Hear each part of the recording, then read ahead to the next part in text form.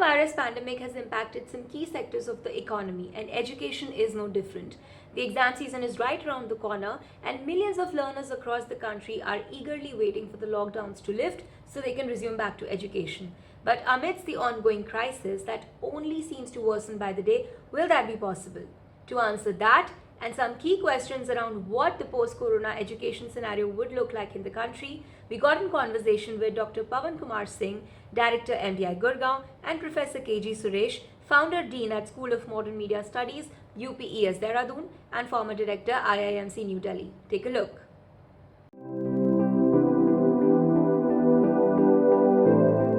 So, right off the bat, KG sir, I'm going to toss the first question to you. The economy is soon to start, and if only partially, but we're at least resuming. And there's slight hope that schools and colleges will also reopen, when July is here. So, once this happens, what do you think will be the immediate big challenges for us, and how ready are we to tackle them? Thank you. This is a very relevant discussion that you have organized, Richa. My compliments to you. Thank you, sir. Education sector is one of the sectors which has also been impacted by the coronavirus lockdown and the pandemic. And I would say that one, because all the examinations, including CBSE examinations, were delayed in the first place. Right. All the entrance examinations, the major entrance examinations, the JEE, the NEET, they were all delayed. Now, because the results would be coming late, the students are yet to take a call on admissions. There is a lot of uncertainty among the parents also in terms of the logistics, the transportation, how will things open up, how will our children go to an outstation campus, stay there. There are a lot of questions in their mind. We have now surpassed even France as of today, and we are now the 7th biggest number of cases that we have today, but at the same time lockdown is being eased also. We are looking at an August, September, mid-September kind of a scenario when the colleges and universities would reopen, but then by then admissions are going to be how people are going to go online. Online examinations were a big challenge for us. Online classes, till now it was a fad, but now everybody had to adopt it, and in a way it is a blessing in disguise, I would say, that today people have got adapted to but I do not know that, yes, maybe for private universities such as ours and in some central government universities, but what about the state level universities? What about the availability of network, mobile phones? How far is it feasible so far as higher education is concerned at the state level, at the district level? I'm a little worried on that count, So online, is that an option? And then what are the challenges going to be? Are we going to have social distancing or physical distancing within the classrooms? What about the attendance?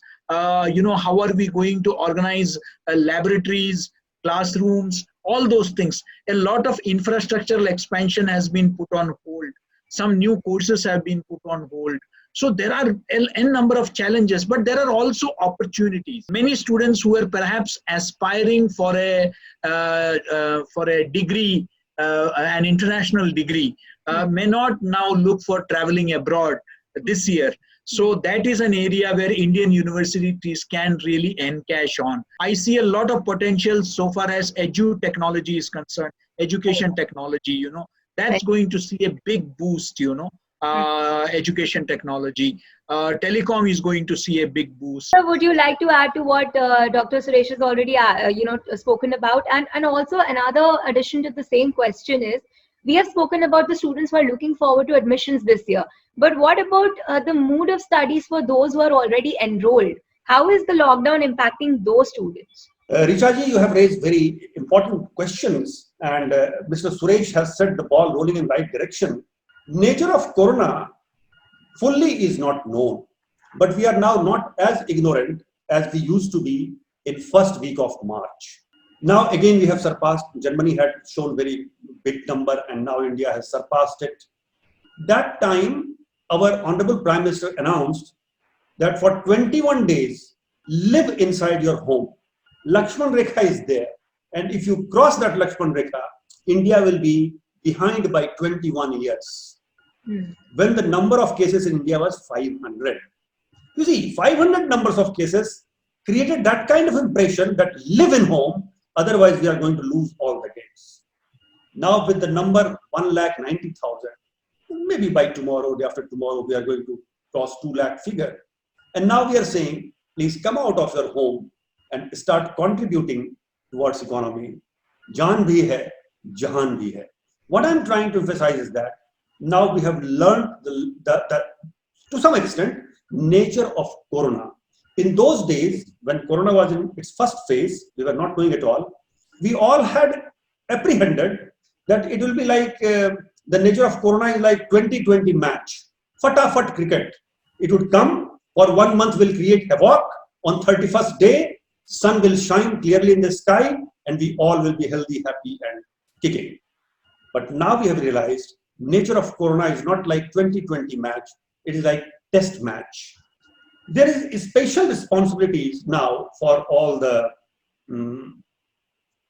scholars, means teachers, professors, teachers in school or professors in schools. They have now endowed with double responsibility. Earlier, our challenge was that how I can be effective teacher when face-to-face situation was there. And when between the receiver and the sender, in the media, it is not only air vibration, but technology, satellite, so many things. In that process, how I need to be more effective. Richaji, you said second year students, first year students who will go to second year or second going to third year, means who are older member of the alma mater. They have tested the nectar of face-to-face campus life, face-to-face interaction, how we are going to manage. We always need to have reorientation. We need to set our mind and attitude in right direction. You see, when you are able to maximize profit in economy, please maximize. But when you find there is slowdown or recession in economy, then maximization profit does not become the goal. Then minimizing cost or minimizing loss becomes the goal. And sometimes minimizing loss is as good as maximizing profit. For example, Kerala government, when they're already sort of out of the pandemic, they've contained it.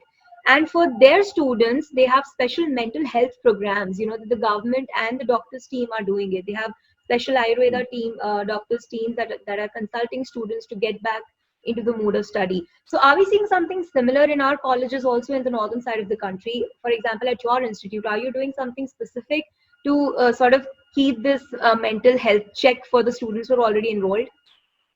As far as overall health is concerned, we are in direct communication because a lot of communication is needed. And we are communicating to the students in clear terms that first priority is safeguard yourself, maintain good health, keep kicking. And wherever I discuss with students or otherwise on webinar, I say, first of all, 3 things we need now. Number 1 is health. Number 2 is cheerfulness. And number 3 is creativity. अच्छा स्वास्थ्य, खुशी का एक मन और सार्थकता के साथ सृजनात्मक बुद्धि. Because creativity keeps you engaged, cheerfulness keeps you in good mood, and good physical health is always, which is called adhishthan, the prana, the base of any activity. So we are in direct communication with the students, and we find that at this juncture, those students who will take admission in our institute as first year students, their concerns are different, and slowly we are understanding their concern. And those students who have spent 1 year here, going to come in the second year, their concern is certainly different, and we are trying to address their concern in very customized approach, because what would work for second year will not work for first year. So continuous engagement is there. Challenge that Suresh Saab raised is very, very pertinent challenge, and directly perhaps I cannot do anything. That is, and Richaji raised this issue, that where technology is not available. Yes. There, I would like to say one thing, that at the last tip where technology is available, last tip, like from Mumbai, we go to some, let us say, remote area like Buldana, and from Buldana we go to, let us say, one town closer to Buldana, and the last person who is receiving technology as device we have to create or infuse a kind of spirit in them that they reach through maintaining physical distancing to those who do not have technology. Right. Richa, it's not just for the students, but also even for faculty. In fact, we have created a new logo and a new, motto called UPS Cares. We have a helpline. Any time of the day, they just need to pick up the phone and call us for any kind of help. We are there to help them. There's a student engagement department which constantly interacts with them. We respond to their queries, anything, and they are free to ask us anything and everything. We are ready to take care of their problems. We have, even for the faculty members, because we know that lockdown has its psychological impact also, depression, nervousness, all those things people are facing. So we have to respond to them. We have engagement programs including Saturday Night Live. We have regular physical exercise online classes. We have workshops on maintaining yourself in terms of grooming workshops are conducted. In fact, we are theme for those, the time when we have these programs is don't work from home. Due to the facility, the toll number we provided, we were able to prevent a couple of possible suicides, which would have been really unfortunate. But there's a lot of uncertainty in the minds of the students about their career, about their education. They're really worried. And when they look at the industry, the retrenchments, the layoffs, the way people are being sent on unpaid leave, they are worried about their future in the industry. These are some really wonderful initiatives that you've taken, and I would like to congratulate you and also Dr. Singh for all the great work that you guys are doing to sort of keep the mental health in place for your students. But what about the challenges that an institution itself is facing? When it comes to, let's say, something like revenues, you must have definitely seen some kind of a change in that. Other than that, what kind of issues? Absolutely. If you may ask me in terms of challenges, one big challenge is certainly revenue, the liquidity, the flow of revenue, because fees is one issue where parents are also deeply affected. It is the parents who actually fund it.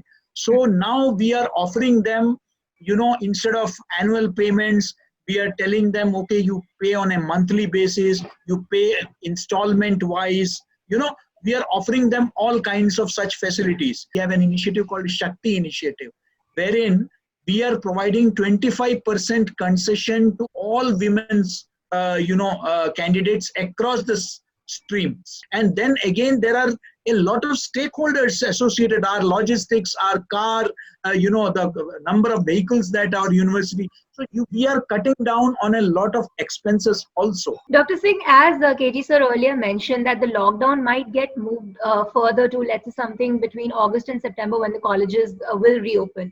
What happens to those students who are seeking admissions this year? Now their admissions will also get delayed. So are there any specific plans for that?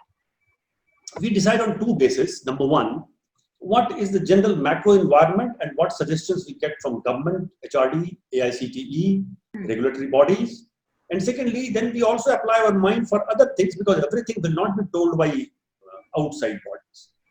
You see, now the situation is that those students who would be promoted from first year to second year, their online classes can be started from July 1 onward. And those students who would be fresh student in first year, first time coming to our campus, their online classes would start from August 1 onward. When face-to-face class will start, that we will see in future what directive comes or how the situation takes a turn. My experience, my earlier experience also is there. I was to some extent, I had some contribution in establishing a new institution called IIM Sambalpur. And I remember those days that in the month of June, decision came from central government that a new IIM is on and please start your batch in that particular year only. And whereas any IIM prepares 8 months in advance to induct a batch, we were told in June, in general, the classes start from July first week, and then we could start in third week of September. Anyway, I have some experience, but I will not count those experience, or I will not just start narrating. But what I would like to say, every institution, I think, can think in this direction, and we will also plan like that. When we are starting a bit late, slowly and slowly we have to cover time, because there are 3 trimesters before students would go to summer training in 2021. And when we are delayed by, let us say, 45 days, and if every trimester we save 10 days by properly aligning our activities, and maybe let us say by increase of the classes by 10 to 12% per week, in that case, we will start covering up the, or what is called make up. We'll start making up the loss, whatever loss we incur, starting new batch delayed by 45 days. 45 days delay, and per trimester 10 days we save, so 30 days we save, and ultimate delay we are having at the end of third term is only 15 days, which is digestible. So Katie sir also pinpointed about the parents, the problem that parents are facing as, when it comes to paying the fees, because Corona has got everyone in a sort of money crunch situation today. So will we also see significant changes in the fee structures for these new admissions? You see, tuition fee, we are not decreasing, with assumption that at best we shall be affected by Corona. Means my guess is that our educational system will keep getting affected by Corona by the date we celebrate birthday of our father of nation, that is the October 2. वहां तक मैं देखता हूं that we may not be comfortably able to start classes face to face. We are keeping tuition fees safe, but we are not charging any boarding and lodging fee because we are not providing. Post-Corona, do you think, or amidst the crisis, do you think there are certain courses that have got highlighted and they should be considered by the students who are considering admissions this year? Certain hot courses to pursue? Well, I think that now health sciences are going to get a boost. That is an area where people have realized that after the importance of research. And I think in India also already the government had announced many incentives for research, and with the emphasis on Atmanirbharta as announced by the Prime Minister, on self-reliance and on funding research institutions.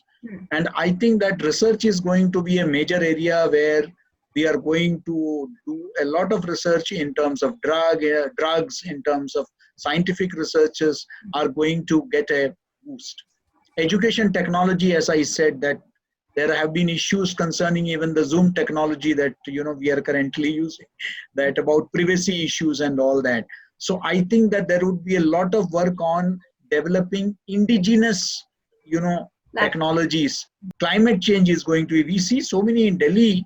I have never seen in the last 3 months the number of earthquakes, though minor in nature, I have never seen. You have seen the recently cyclone Amphan coming from our eastern coast, and now we have indications of a cyclone coming on our western coast going to hit Gujarat and Maharashtra from the Arabian Sea. I think now we are going to divide the world into BC and AC, before Corona and after Corona. And after Corona, the world is going to be different. The priorities are going to be different. I mean, the 2 news items you look at it is that you have indications that India is being invited to G7 as among the developed countries. Then you have the WHO, the Indian Health Minister, taking over as the president of the executive board of the WHO. So you see, developing countries gradually acquiring more importance. You see the dilution of a lot of international institutions. Then the conflict, the global conflict is also going to be, there is a possibility of a Cold War emerging between China and the United States as of now. So the post-global world scenario is going to be different. So I think that it is the Indian universities, Indian educational institutions have, understood the importance of technology, which was still recently a fad. People knew it. In fact, the speed with which Indian educational institutions were able to adapt to it and then impart teaching from schools to colleges and universities is really remarkable.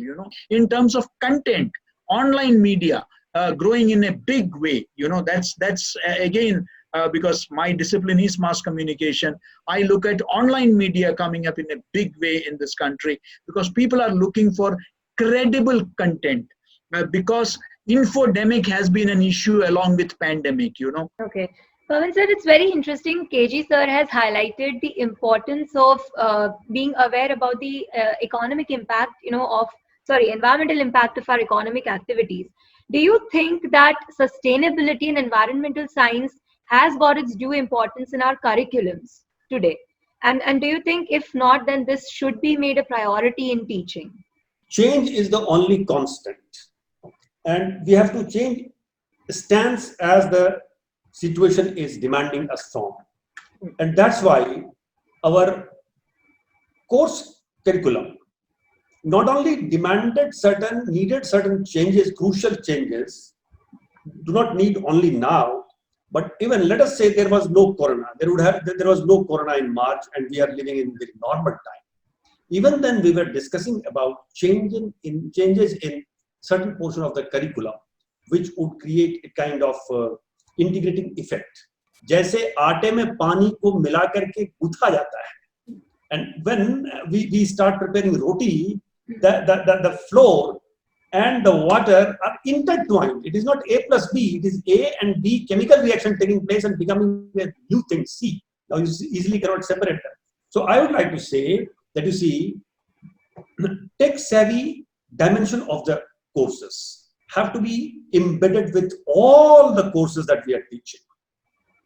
See, environmental sensitivity, this has to be embedded with all the courses that we are teaching, either it is marketing or finance or HR. Similarly, you see, human sensitivity, there cannot be a course on human sensitivity. Human sensitivity has to be embedded in all the courses of those we are teaching. Then only we can upgrade all the courses. So I see a great opportunity to give a different touch to our entire program. There's also a lot of talk around, especially among the environmentalist community, where people are talking about how our institutions are creating more successful people, but not, let's say, conscious people who are aware about how we are impacting the nature, not just society, but nature. What is your view on that? Very nice issue that you are raising. You see, we need to understand the definition of success. In short term, maximizing benefit, we generally think it is success. Parents are teaching in the same way to their wards, and teachers are also teaching in the same way, that grab as fast as possible, that is your success. It is not so. Success means basically taking the last laugh. And there is always a continuous momentum between human being, who is also part of the nature, and the macro nature around us. You see, there are three basic philosophies through which different human beings at different levels in different geographical area have responded to nature. One category, let us say A, it believes in extracting from nature. Iska shodhan kar lo, isko choose lo. In that case, just use the resources as fast as possible. In that case, you see our fossil resources, which are non-convertible, they have limited lifespan. And one day we will find that there's no coal, there's no petroleum. That is one way of living. Other way of living is that you are afraid from nature. Third one is be in rhythm with nature. I'll quote from the first Veda, which is Rig Veda. This gives a wonderful sutra in 3 words. It says, Ritasya yatha preta. Yatha means accordingly. Preta means basically you conduct yourself. And Ritasya means as the rhythm created by the nature. Be in rhythm with the nature. And unless we have that kind of musical relationship with nature, we are not going to win this. Because if we want to compete with nature, which is our mother lab, suppose I compete with my mother, where I am leading myself to be. So we have to be in symphony with nature. And that's why we have to also start teaching our students properly. What do you mean by success? What about the post-corona job market? We're already seeing that unemployment has already been India's major problem. We've been handling this and grappling with it since so long, and it still continues. And the economic slump has made it even worse. So, how do you view this, sir? This is a very practical question and very difficult to answer also, because you see, Richa, you are much younger to me, and I have also seen life at your age. Sometimes life gives you increasing return. If you put 2 kilogram of effort, you get 5 kilogram of fruits. Perhaps that is your age. And then life gives constant return. You invest 5 kilogram of effort, you get 5 kilogram of fruit. And sometimes life gives diminishing return. I can try to understand the agony and let us say some kind of vicious, especially those students who are between 18 to 22, 23 years of age. Those students who are trying to get admission to their dream program. Those students who are at the verge of completing their education and trying to start their dream career. I would like to say to such young friends, saying that, you see, there are two types of minds: accepting mind, rejecting mind. And you should clearly know whatever is within your control, you should invest your efforts there. What 5 things you are capable of doing? List them down. That yes, seriously, I can do 1, 2, 3, 4, 5. And how I can see possibilities of converting those 5 potentials which I possess into certain action. Because you see, even in normal time, those who are ethical entrepreneurs, what do? They try to understand the genuine demand of people. Corona has also highlighted the need for becoming self-reliant. We are talking today about economies going indigenous and self-reliant, but that requires skilling. And that is one of India's biggest challenge, which still pertains. We have not overcome the challenge of skilling. Our workforce, compared to, let's say, international standards, is not considered to be as skilled. How do you see the post-corona scenario shaping this? Yes, I think it's a very relevant point. You see, what the Prime Minister also talked about, Atmanirbharta and self-reliance. One thing is very important, you see. Today, people have also realized, I think, to a great extent, that we can do without a lot of things. India has now become one of the biggest producers of personal protection equipment, PPEs, masks.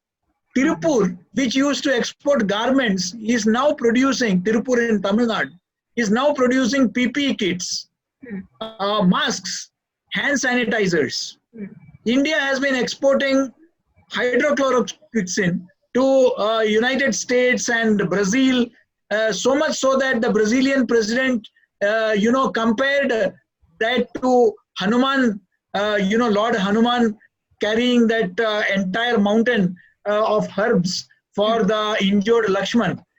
So entire focus has shifted now. So a lot of a lot of things which are going to be relevant and meaningful for us in our day-to-day lives are going to get much more importance. Sir, I think Corona has actually done us more good than harm. So we can all start taking it in the maybe in the short term, yes. Maybe in terms of economy, in terms of employment, in terms of incomes, it has impacted. Yes. But I think in the long run, it is going to have far-reaching consequences for the entire humanity. We have realized the importance of nature. We have started seeing the blue skies in a polluted city like Delhi. We have started seeing the blue skies, which perhaps the younger generation have never seen. But actually, the question is, for how long do we stay in that situation, in that mindset that we are aware of nature, we are aware of how we are impacted? Yes, that is a very valid point. In fact, Richa, I would say that we should not let our guard down. If we are going to, otherwise, it will come back to the same old thing, I think that this consistent awareness campaigns have to be there. This has to be, as Dr. Singh said, we will have to weave it into our education system. Let this become the new norm. Now, the global borders are opening, but there's still a looming uncertainty about whether these foreign countries would be sort of friendly to aspirants who want to study abroad. What's your view on that? Indian universities should encash on this. Hmm. They should prepare world-class infrastructure, world-class faculty, and world-class research papers, research journals. But do you Global think institutions are going offering. abroad, sir, but do you think for Indian students going abroad will be an option right now? No, because there are tighter norms internationally now regarding travel, regarding visa, regarding with regard to many countries. You are going to find it difficult. And after the massive evacuation that we had to do, or including of students from different parts of the world, I think Indian students would be reluctant at least for the next 1 year. Imagine that after, just assume, because in mathematics also we assume x is equal to a. Assume that by November 2020 we are out of the clutches of Corona and there is no fear going overseas. Why I am building these all picture, that as Suresh Sahab said, even if we have overseas component which will start in April 2021, very respectfully and in a very dignified manner, we should give this option and keep this option open for students to choose whether they would like to visit a foreign country in April 2021. Though imagine that visa situation has been relaxed and the host country is ready to welcome you with open arms, but still we should give respect to individual choice in this changed time. That would you like to opt out, and if he or she says yes, we should honor the decision. And if one opts out, we have to have a parallel program which is equivalent to, as far as credit load is concerned, or let's say rigor of academics is concerned, equivalent to the overseas component. It depends on the entrepreneurship, the innovation. You see, they say that necessity is the mother of invention. So I am sure, this is something that they can always, we shifted to education, online education in a jiffy, just like this. I'm sure it also depends largely on the political inclination of the government's priorities also, how we facilitate this. Yeah. But as we near the end of our discussion, sir, I have an open question for both of you, which you can answer one by one. Is that Corona has forced our colleges and universities across the country today to go online. And it's not that we did not do this before, but today there's no choice, like you said. So it has also got us back, I think, into that classic debate whether online is a better option for education or going for contemporary education is a better option. So how do you view this? Do you think digital is going to be the way in the future, or will we still hold on to our contemporary way of teaching? I would say that I would look for a blend of both. Okay. I am still not somebody who would say that everything is possible to be taught online. I mean, there are limitations apart from privacy and data sovereignty issues. There are also limitations. I mean, if I put my, unmute my mic and unmute my, sound, how do you know whether I am attending the class or not? I may as well be doing something else. If you are saying the brick and mortar structure is no more, maybe the edutech people will tell you that. But what about experiments in laboratories? How can you replace that? Yes, as a supplementary to get some additional certificates and diploma programs, some webinars here and there. That certainly, yes. And to supplement the classes, yes. But I think that that we can do away with the brick and mortar structure, the laboratories, the labs, the hands-on practice, and everything can be done with this mobile phone. At least I remain a conservative. Pawan sir, would you like to add to this? Yes, very interesting discussion is going on, and suddenly listening to Suresh Sahab is a joy, is a feast, and the way also Richa is conducting, very nice. You see, in January 2000, when New Millennium entered, actually New Millennium did not enter in 2000, it entered in January 2001. But anyway, business magazines had to sell their products. They started selling. New Millennium has come. There was one article in Business Today special issue, if I remember, January 2000 issue. And it said that classroom teachers would be subjected to museum in this new millennium.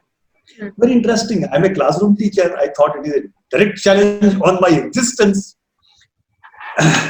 You see, a debate was that because technology is there and we can use technology as a coupling between the receiver and the sender, between the guru and the disciple, and things will go on. I always see that this online device and face-to-face teaching, they are complementary to each other. And because for last 31 years, I am in face-to-face teaching, I would like to say face-to-face teaching has no substitute.